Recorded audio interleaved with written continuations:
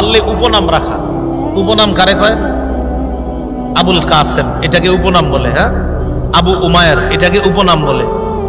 মাঝে মাঝে সন্তানদেরকে উপনামে ডাকা, এটাও রাসূল সাল্লাল্লাহু আলাইহি সাল্লামের সুন্নাহ। আবু দাউদের হাদিসের মধ্যে আসছে 1109 নম্বর হাদিস। এই হাদিসের বর্ণনাকারী আনাস রাদিয়াল্লাহু তাআলা তিনি বলেন,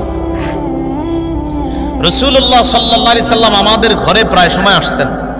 আমার ভাইয়ের নাম ছিল, ভাইয়ের উপনাম ছিল আবু উমায়ের।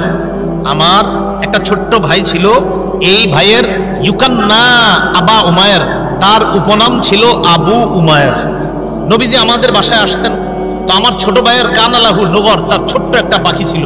আছে না বাচ্চারা অনেক পাখি এরকম আদর করে, তো ছোট্ট একটা পাখি ছিল। ইতিমধ্যে তার পাখিটা মারা গেছে। পাখি মারা যাওয়ার কারণে সে খুব ব্যথিত হয়েছে। রাসূল সাল্লাল্লাহু আলাইহি সাল্লাম আমাদের বাসায় আসলেন। আসার পর রাআহু হাজিনা, আমার ছোট ভাই আবু উমায়েরকে দেখলেন খুব ব্যথিত। রাসূল সাল্লাল্লাহু আলাইহি সাল্লাম বললেন, কি ব্যাপার, কি হয়েছে তার? তো বলতেছে, হুজুর মাতালাহু নগর, তার ছোট্ট একটা পাখি ছিল, ওই পাখিটা মারা গেছে। তো নবীজি সাল্লাল্লাহু আলাইহি সাল্লাম তাকে হাসানোর জন্য বললেন, ইয়া আবা উমাইর মা ফাআলান নুগাইর।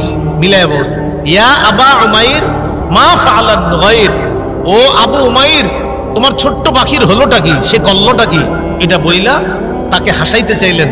তার ব্যথিত হৃদয়টাকে আল্লাহ রাসূল একটু হাসানোর জন্য চেষ্টা করলেন। তো নবীজি মিলায়া বললেন, ইয়া আবা উমাইর মা ফাআলান নুগাইর, ও ছোট্ট আবু উমাইর, তোমার ছোট্ট পাখিটার হলো কি, সে কি করলো।